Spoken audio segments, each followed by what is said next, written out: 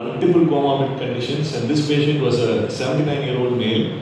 He had presented with typical symptoms of RV failure with severe TR and with right heart failure symptoms with all the peat edema, abdominal ascites and all that. So he's a diabetic, hypertensive, also had chronic kidney disease and severe anemia, obstructive sleep apnea. He had bypass surgery twice, once in 1999 and subsequently redo CABG again after a few years.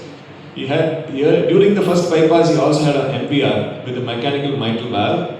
And during the second CABG, he had also one graft to right coronary, as well as he had a repair of the mitral PVL and surgical AVR. So two metallic processes. The imaging becomes a big challenge.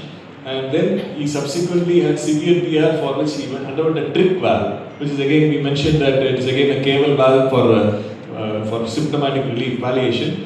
Then, despite the trick valve, he had massive TR, and he also had some MR, which was mostly paravalvular, and he had a normal LV function. So, very symptomatic. We offered to try to treat him medically with maximal medical therapy, but he still continued to have very symptoms. He wanted any other possibilities of treatment, so we discussed with them.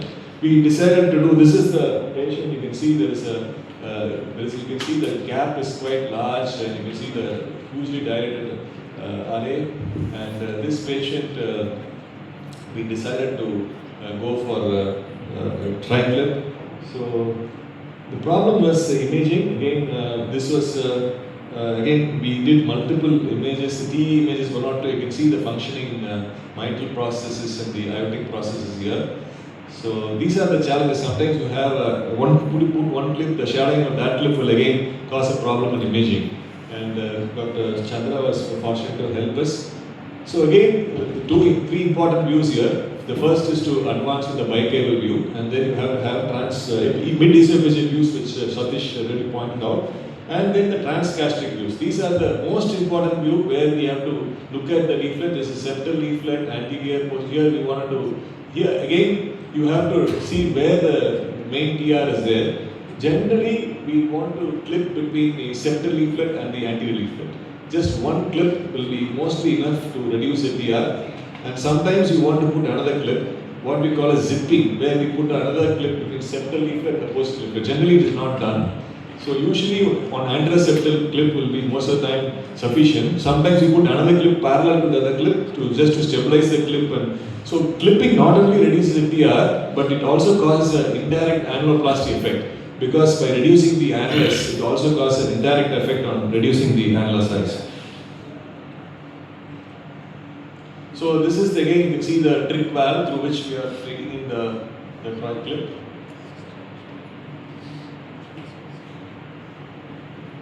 So there's again a bicable view. You can see that make sure it doesn't go near the septum.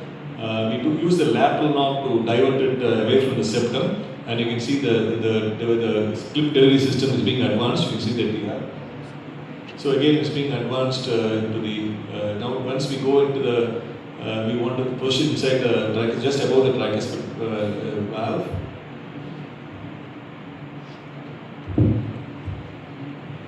And you can see the flexion now moving towards the tricuspid valve. You can see the trick valve here. So again, the 3D view is very important. Here we have not very good images, but we can see that the orientation is the most important here. And also we can use this 3D image for grasping also. So this is the clip between the anterior and septal leaflet. And it's very important to ensure that we have adequate tissue grasp and whether we graft adequate amount of tissue. And you can see this the trick valve here, and we have just flexion gone into the tricuspid looking. So this is what, if you look at the diagram which I have drawn, see the only a small portion of the tricuspid valve has fibrous tissue, which is the septal side. The entire, almost 3/4 of the tricuspid valve is only muscular. So the dilatation usually happens in this side. And if you put one clip from septal to anterior, that is going to reduce the size of the annulus. So in this case, we actually treated with a lot of diuretics prior to clipping, because usually they are very dilated and you don't have the coarctation distance will be very high. So when you give diuretics and prepare the patient, we are in a better way to clip these patients. And even post-procedure, we continue the diuretics for at least 4 to 6 weeks for RV remodeling to occur and get more favorable outcomes. So you can see the clip again here. This is a transgastric view, you can see the clip. And this is a clip which is released.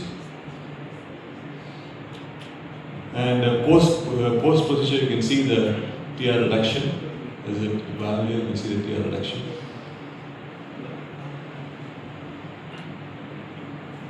So this is one of the good options and relatively very low risk procedure, and it's often done under TE guidance only. You don't have to do even a septal puncture, so no contrast. So relatively safe procedure. But only thing, imaging is the key. You need to have good images and a good echocardiographer to support us. So beyond clipping, of course, annuloplasty, we don't have these devices with us, but of course it is possible. And there are other devices, as I mentioned, other than my triclip. We have the Pascal device. The Pascal device has got a spacer, and that device is basically the caudal entanglement will be much lower. That is why to start with, you have to try and grasp anterior and between the anterior and the septal leaflet. Go as far as go for the caudal free zone, away from the commissure. So put the clip little bit away from the commissure, and then you can put another clip not other side of the commissure, so that you don't have to go near the cornea and get entanglement. But this Pascal device has got a much better techniques where you can reduce the risk of caudal entanglement with this Pascal device.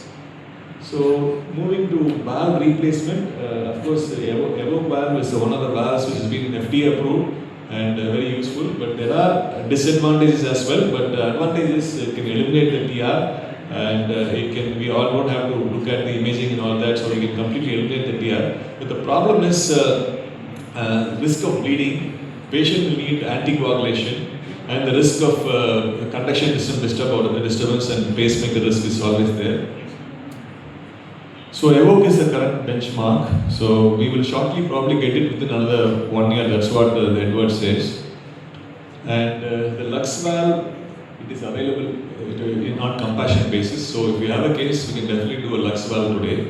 Patients who are not suitable for TR, Lux valve is possible, but it's not approved. But we can get it on compassionate basis. This is the only valve which we can do today.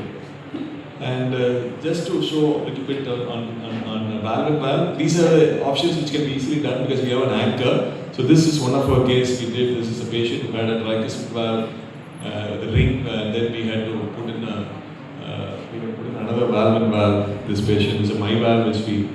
So relatively very simple and straightforward doing a valve and valve or a valve and ring because we have a good anchor, and with easy fluoroscopic guidance we can complete the procedure. Of course, next is the trip valve, and this I have not done any of the cases because I don't believe this is an option for most of the patients. And this is not a cure. I think Dr. Satish also mentioned this. So this is basically putting in 2 valves in the cable and reducing basically TR remains. Only the venous circulation is spared of the problems associated with patients can give symptomatic relief. So how I choose in 2026? So first of all, whether the patient really needs it and whether he's very early to benefit, and prepare whenever possible because it's simply straightforward and it is relatively low risk procedure and safe, and replace only when the repair is unlikely, or palliation when both options are not available. And echo is the key determinant of success, so that's again to emphasize that. And of course for the valve replacement, you need to do a CT for sure. We need to do a CT to understand. So take home messages. So transcatheter therapy selection is everything. So TTL is repair low cost. So you have to find out the suitable anatomy and a patient should have a good imaging window. And tricuspid valve replacement can completely eliminate TR, but again there are other challenges with that. And as I mentioned, trick valve is only for palliation. So for the echo community, it's very important to know the proper views. I think echocardiographers should help us to completely guide the procedure from the start to end. So that is what is the key to the outcome. So thank you very much for your attention.